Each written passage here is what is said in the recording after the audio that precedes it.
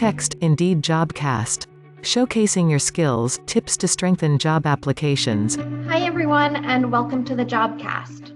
I'm excited to introduce our guest speaker today, Tara McCracken. She's the Director of Workforce Development at Goodwill Industries of Northwest North Carolina. Tara and her team provide career coaching and overall support to job seekers as they navigate the career search process. And that's me, Brandy Cohn. I'm a manager on Indeed's Job Seeker Experience team. We're responsible for creating helpful resources like this Jobcast for our users like you. So take it away, Tara. Thank you so much, Brandy, and thank you to you and the Indeed team for having me today.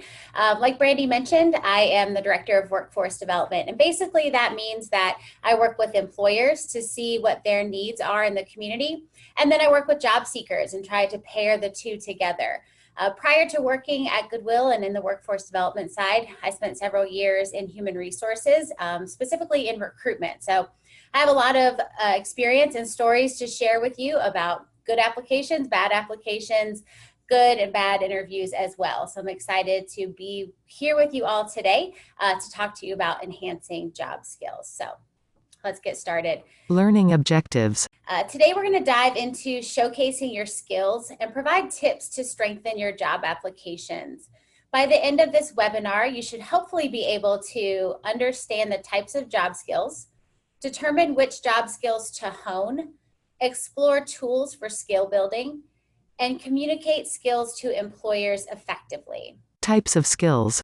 So first, let's set a foundation by talking about what we mean by skills.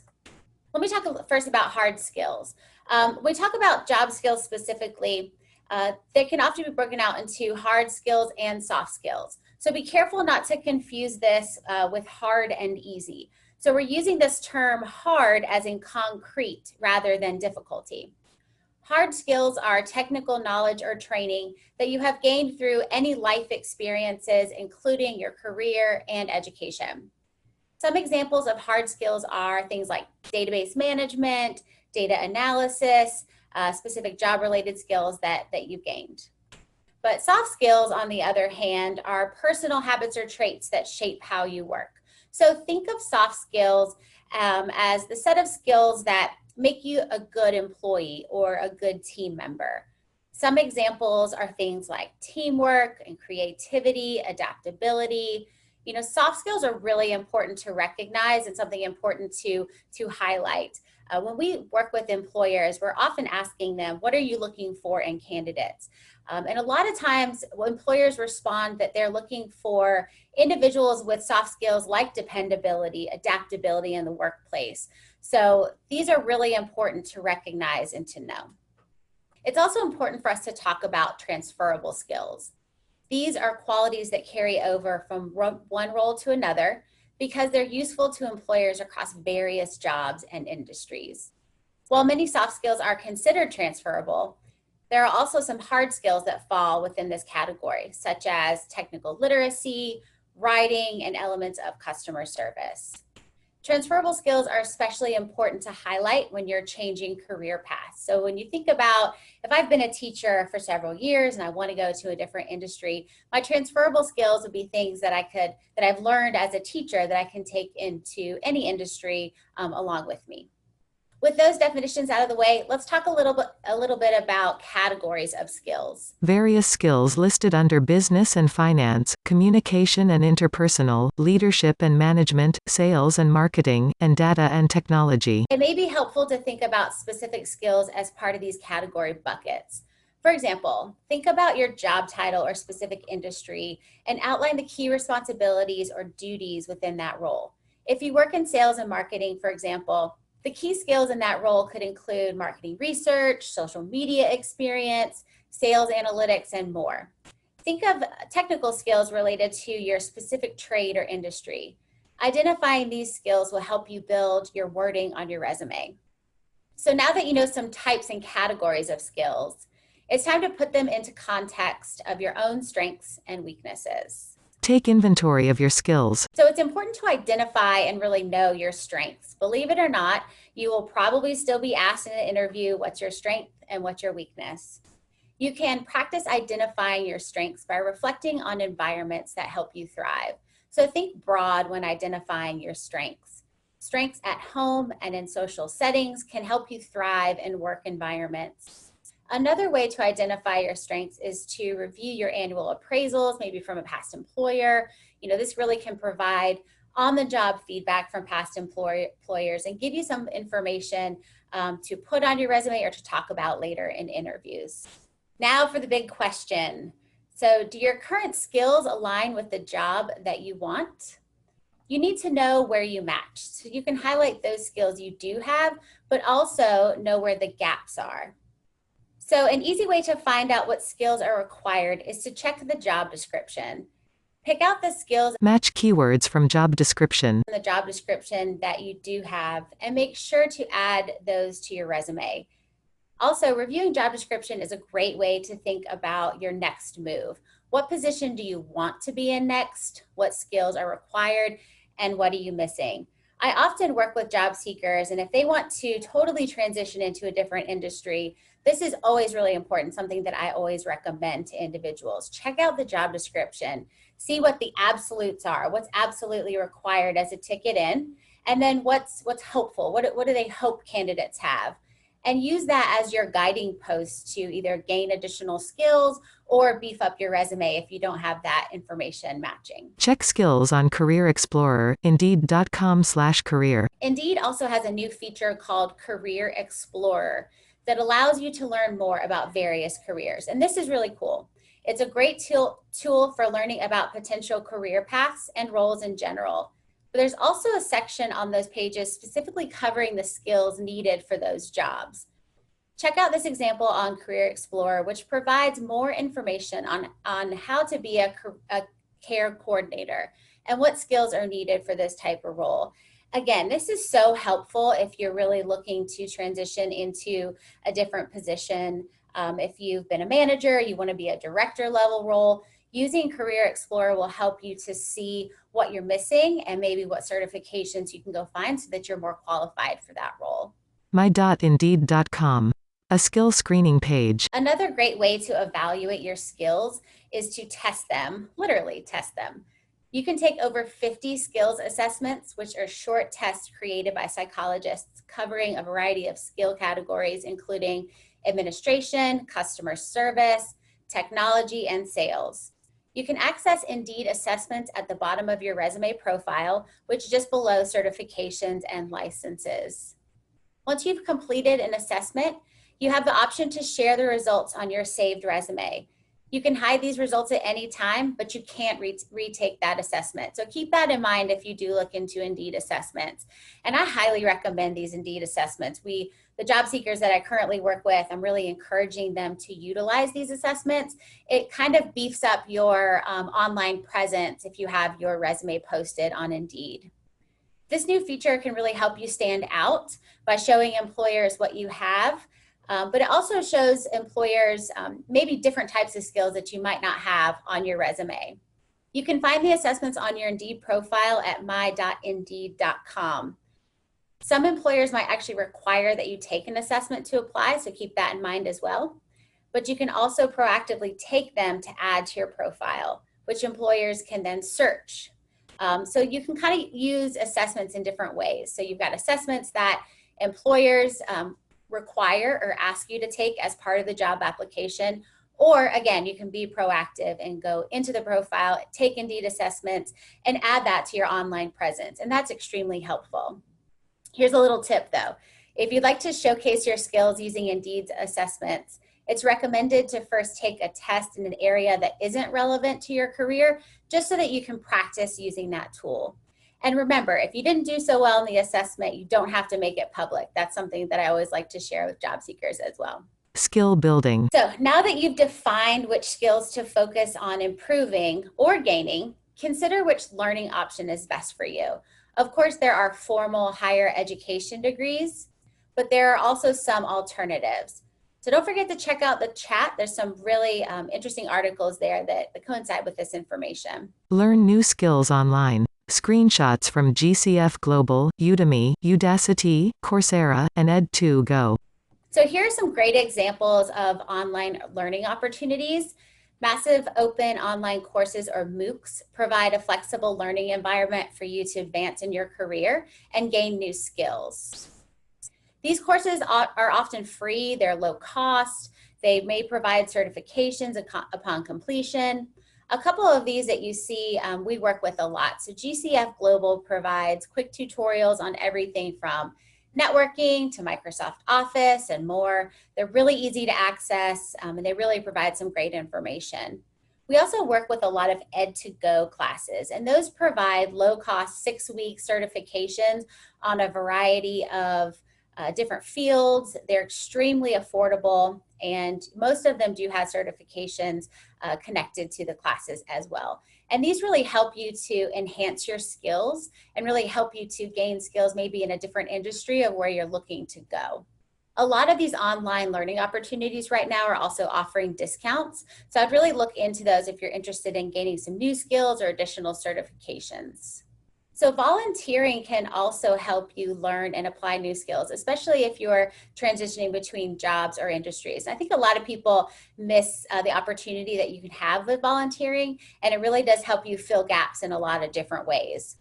For example, if you're transitioning from working in accounting to working as a professional writer, volunteering can create the email newsletter or blog post for a nonprofit. You can volunteer to do all of those different things, and that really helps you develop a profile that you can share with your employers and clients. Also, look within your current company or even just within your community to identify opportunities for upskilling. For example, some organizations ask for volunteers to help with responsibilities like website design, social media management, event planning.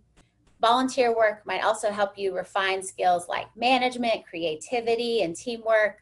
So really explore resources like Volunteer Match to find local or virtual opportunities. When you're volunteering, think about all the different skills that you're learning. Like I mentioned, whether it's time management, networking, maybe you're doing blog posts or updating organizations' websites. Keep a tally, keep a list of those different skills that you're gaining and add those to your resume. Volunteering is also a great way to network. I always recommend people volunteer as a way to network. Not only are you helping out in your community, but you're also meeting business leaders that you may not have had contact with. And this is so valuable. You work together, you make a deeper connection, and you can always reach out to them later on to talk to them about what their job is like, do an informational interview. It's extremely valuable.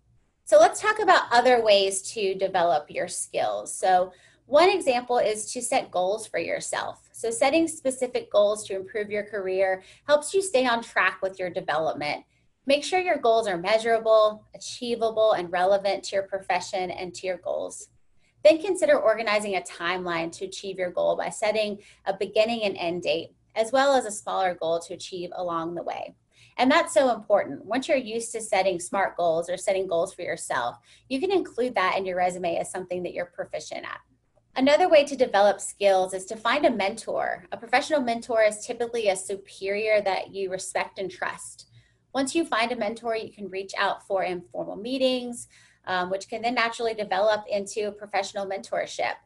Mentors can also introduce you to their professional network, which really expands your connection to individuals in the community.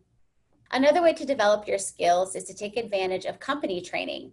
Many companies use independent training departments with experts in different fields that train on specialized skill sets. Check in with your supervisor about what your company has to offer and which courses would be especially beneficial for your professional growth. You can also participate in job shadowing. Job shadowing is a great way to learn more about the day-to-day responsibilities of another professional and to learn new skills. Generally, it's best to choose individuals who are experienced or perform well in their positions. Job shadowing usually involves following a professional while they perform their job duties and learn about different skills. Another piece that's similar to job shadowing would be conducting an informational interview. And I think in this virtual environment, that can be really helpful, where you connect with an individual in the community, another business leader, you ask them for a 20-minute Zoom call, and you just ask them questions about what it's like to be in their role, what are their challenges, what are their greatest opportunities. And that can really help you get a different insight into a role that you might be interested in the future. You can also join a professional association in your field. In a group setting, you have the opportunity to converse with colleagues about your industry and to discover your skills you may want to develop. These professional associations are usually available on local, state, and national, international levels.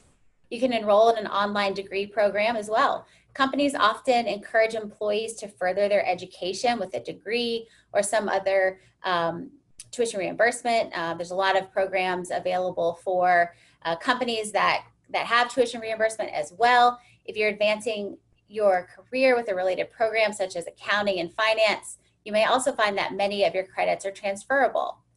Take a continuing education class. A lot of courses are available in career-related fields. These courses are often taught by professionals with experience in that field. You know, for some professions, continuing education courses are required to stay current in the industry. Many colleges and universities offer continuing education courses in a variety of fields. What I always recommend to the people I'm working with is find a company that has tuition reimbursement and then don't leave that money on the table. You know, that also shows a lot of advancement from you as the employee to the employer. You know, employers want to see individuals who want to stay with them, who want to continue to learn and grow. And by taking advantage of those tuition reimbursement programs, you're really showing that you're committed, you're connected, you want to continue to learn and grow in your role. So now that we've talked a little bit about developing skills, let's discuss how to communicate your skills. So when it comes to communicating skills, it may be helpful to think of two distinct audiences. So the human audience, like a hiring manager or recruiter, responds to stories. So you can show your skills through examples. The computer audience, or applicant tracking systems specifically, can't really read between the lines the way a hiring manager might be able to. So the computer is looking for specific terminology. So for that reason, we need to cover our basis and make sure we have the keywords present. So we make sure we make it to the human stage. So your computer stage is going to be your first piece, right? Once you get past the computer stage, it's pretty easy. Then you just have to wow the hiring managers and wow the people. So let's talk about communicating your skills in your job applications. So creating a standout resume is a great way to show your professional experience. Weave your skills into your professional experience section of your resume. So explain how you put your skills into action and what the result was. I always recommend that people quantify and qualify your skills on your resume because that's what hiring managers want to see. So what was it and how did you do it? So I implemented a promotional program and increased sales by 17%. Things like that is what you want to try to highlight on the resume, and that really grabs a hiring manager's attention. A chronological resume will highlight your work skills and skills specific to those positions. And you can also consider using a functional resume format, which highlights skills and abilities as opposed to that chronological order of experience. This is a really good option for people who have gaps in their professional experience, or if you're considering a move to a different industry. As a hiring manager myself, I see both chronological and functional formats all the time. So I think either one is definitely fine to use. So it's important to list your skills in a separate section on your resume for a couple different reasons. This is crucial for optimizing your resume for search keywords so that the ATS identifies you as a suitable candidate. So remember, that gets you past the computer stage. Especially if you don't have an example of you using specific skills in your professional experience, putting those keywords at the top of your resume in a skills section will really help that. You know, often you see that at the top, which is a bullet point list. It really stands out on your resume. Remember that every piece of your resume is prime real estate. So you want to make sure you're choosing your wording correctly and you're really putting everything on there that you want to say about yourself and your skills. Indeed resume skills section. If you're building your resume on Indeed, which we do a lot of here at Goodwill, the resume tool may recommend skills to add based on your work experience that you entered. But you can also use the text box to enter skills, which will auto-populate known skills as you type to assist. One reliable way to prove you have certain skills employers are seeking is to complete an assessment or a certification. I mentioned assessments on Indeed a little bit earlier, but I really want to highlight them again in the context of communicating to employers. Those assessments work in a few ways. You can proactively take them, as I mentioned before, to add them to your resume on Indeed. Employers can also search Indeed's resume database to source candidates in much the same way that you would search for jobs on Indeed. Employers can search specifically for people with certain skills or based on specific assessments. Employers can also require assessments as part of the job application. So it's really important to get engaged with those Indeed assessments. Again, that beefs up your online profile and it helps you prove different skills that you may have, but it also gives employers the opportunity to find you. Certifications similarly offer evidence that you've learned specific skills and are often required for specific fields. So depending on the certification, this is likely a bigger commitment to learning a new skill set. Even if you haven't completed a certification or a degree, you can mention relevant courses you've completed on your resume in the education section. So let's review cover letters, everyone's favorite thing to write. And really it's great. Cover letters are a great way to showcase why you want the position, and crafting a cover letter can really help you communicate your skills. So your cover letter gives you space to elaborate on one or two key examples of your skills in action to persuade the hiring managers. Take this paragraph, for example. Quote, in my current role as a lead project manager, I once managed the overhaul of our product's design and user experience. Not only did I ensure we met all deadlines, but I helped eliminate process inefficiencies and saved the company more than $15,000. I'm confident I can help bring the same sorts of outcomes to your company. This is a wonderful example looking at project management, process management, time management. You can really see a lot of the things that this individual did on the job. And again, this is a paragraph, so it tells a story. So it grabs the hiring manager's attention and really tells what the person did, in what role, and how they did it. And of course, you ensure the computer finds what you're looking for as well by using keywords from the job description. Remember, your job description is sort of your roadmap to that role. You always want to pick out keywords that are mentioned in the job description, add them to your resume, but also weave them into the story, into your cover letter. That really grabs both the computer audience and the hiring manager, the human audience. So once you get to the interview, you don't need to worry about beating the computer anymore, right? Now you have to really wow the interviewer and the hiring manager. Communicating your skills in your interview. So this is really your time to shine in an interview, and you really want to demonstrate your soft skills here. There's a variety of ways that you can do that. Sometimes when you're in an interview, it feels like the pressure's on, but if you practice and you feel confident and you know your skills and abilities, it'll be more like a conversation, and that's kind of where you want to get to. You know, remember, an interview is a two-way conversation. You want to make sure that they're also the right fit for what you're looking for. So some ways to showcase and demonstrate these soft skills in an interview is to be punctual and dependable. So show up on time, show up early for the interview. Saying you are dependable won't mean a thing if you are late and waste the interviewer's time. I have to tell you, I'm a hiring manager myself, so I am always looking for how the individual, what time did they show up? Were they friendly to our front desk receptionist? Were they friendly to people in the hallways? A lot of this can tell you about the person. Are they immediately friendly? Were they shy? Do they seem nervous? All of that is good and bad, but you just want to remember that they're kind of looking for everything about you the minute that you walk through the doors. Another way to demonstrate some soft skills would be to practice active listening. So maintain eye contact, ask follow-up questions. I always recommend people have questions ready to go, but also bring a pad and a paper so you can take notes throughout the interview. They might say something that triggers a question, write it down so you can ask it later. And that really shows that you're really interested, that you're listening to the conversation, and that you're asking unique questions that fit that specific role. Be an effective communicator.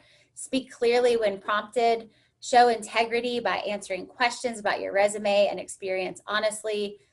This is really important in phone and video calls just as much as in person. A lot of our job seekers right now are experiencing video interviews. And I think you can have the same type of presence in a video interview as you can in person, but that takes practice as well. So virtual interviews allow the hiring manager to also evaluate your comfort level with technology. And especially now in this environment, a lot of our work is moving virtual. So I think that practicing those virtual interviews with a neighbor, a friend, or a career coach will really help you get comfortable utilizing that technology. So in the interview setting, hard skills should be shown through your answers to the interview questions.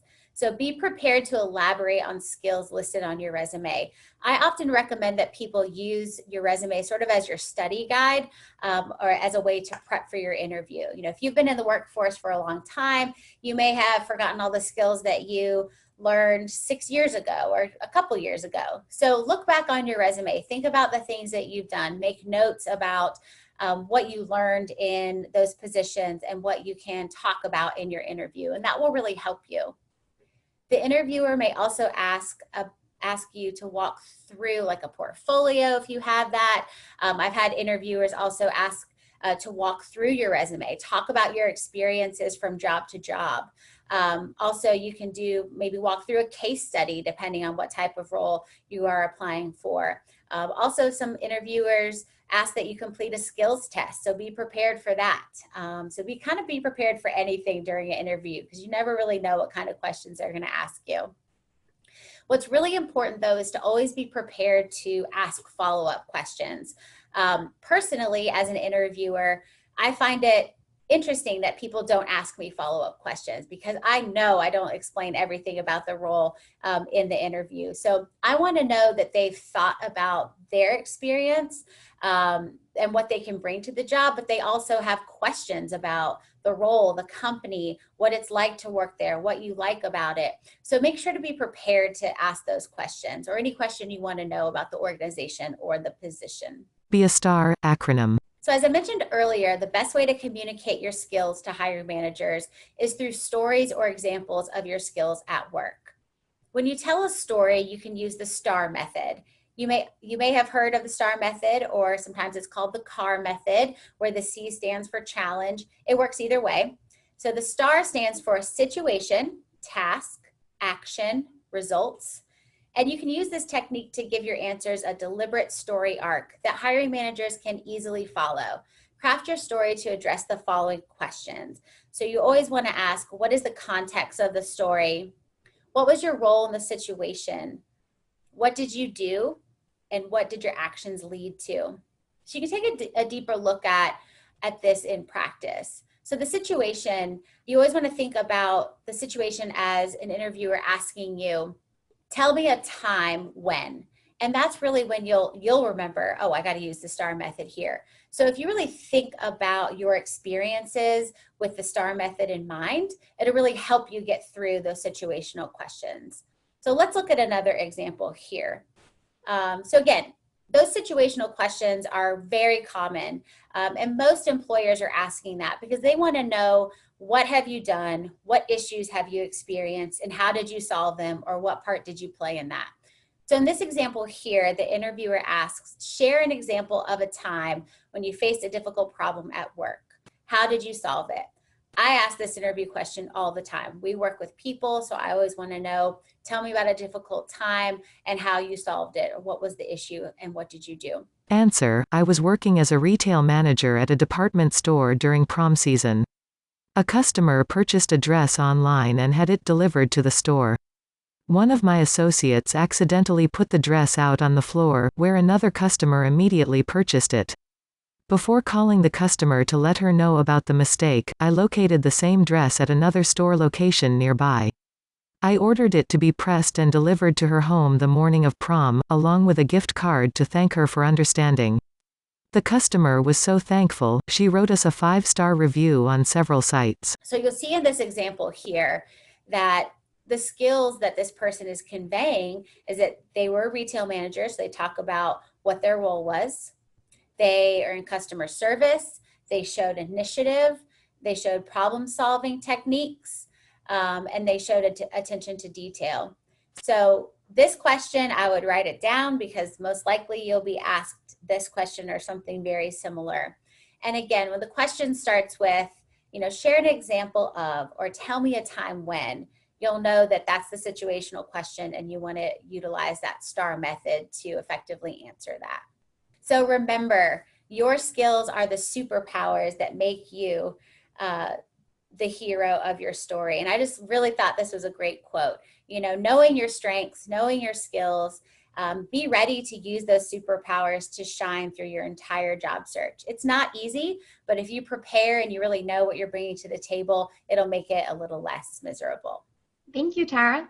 So let's get to some of the questions that came in. First, we're getting lots of questions from older workers who feel shut out of jobs and are having trouble showcasing their years of experience. So for example, one of the questions was, how does one work around the skill sets and applications for older applicants? I get the impression that my age is working against me despite my skills and experience. You know, that's a really great question. And a lot of times we're working with job seekers who have a lot of experience in the field. And one common thing that we see is that there's dates on a resume or anything that shows I worked at this job for 20 years and did this for X amount of years. So you want to look at what you're putting out there and make sure that you're not dating yourself on accident, right? I think older workers, there's such a value in all the experience that you've had. And I think sometimes hiring managers can say, oh, they may not know something about technology, they may not be adaptable, or they may be overqualified. That's a lot of things that we'll see as well. So my first recommendation, make sure your resume isn't saying anything specific about how many years or specific dates. You might want to look at the functional resume as a way to highlight all the different types of skills rather than the different jobs. That's helpful. And then also maybe look at some additional certifications. If you are a computer whiz or you're really into technology, get those certifications, those short-term trainings, add those to your resume. I think there's a really big value to that. Also in your cover letter, make mention of your years of experience and what that does to this current job market or how that will relate to that role. And then I always recommend if you can just get in front of the hiring manager, that would be the best way, because then they can see you. You know, your resume only has a very sliver of who you are, which is difficult because that's what you're showing to hiring managers first and foremost. But somehow if you just get in front of somebody, ask for an informational interview, stop in, do what you can to kind of see them, then they're going to get a sense of who you are and your excitement for that role. So I hope that helps. I know that that's difficult. Yeah, I think that's some great advice. And also when you're listing your skills, you could, instead of putting, you know, the number of years of experience, if you're worried about that being an issue with your age, you could just instead say, you know, proficient in this or expert level in this, so that you indicate that you do have that, you know, great experience and skill set that they're looking for, but without, you know, having to even put age into their mind. So another question we have here is kind of on the opposite side of the spectrum, how to create a resume and cover letter for applicants with little to no experience if you're a recent high school or college grad. For example, how do you get into jobs you're qualified for when you don't have a degree as well? I would first look at the job description. You know, a degree is not always everything. So look at the other skills that they're looking for in that job description. And I'm sure that you can pick out several that you have, even if they're on the soft skill side. And again, a lot of employers are looking for someone who's dependable, who's going to show up, who's willing to learn. And that's across the board. So I think a lot of times employers are willing to teach the hard skills, the technical skills. Soft skills are often harder to teach. So check out the job description, really analyze that. Add those keywords to your resume and cover letter, and maybe consider that functional resume where you can really show those skills that you really have, those soft skills that you have, and then those other technical skills that you've gained. You know, if you've gone to college, you're a recent grad, think back to even part-time jobs that you may have had. You gain a lot of skills within that, a lot of time management skills. Maybe you were a shift leader for the day, put that on the resume. Anything that you can pick out that will relate to that job, I think will be really helpful. Another way that you can maybe get some additional skills would be to do some interning. I've heard a lot of recent college grads are actually doing some virtual interning with different companies, or maybe some virtual part-time work. Even in our local area here, some real estate agents might pay for some social media work, things like that. So anything, even if it's on a part-time basis, that gets you involved in different areas and different skills, I think is really helpful.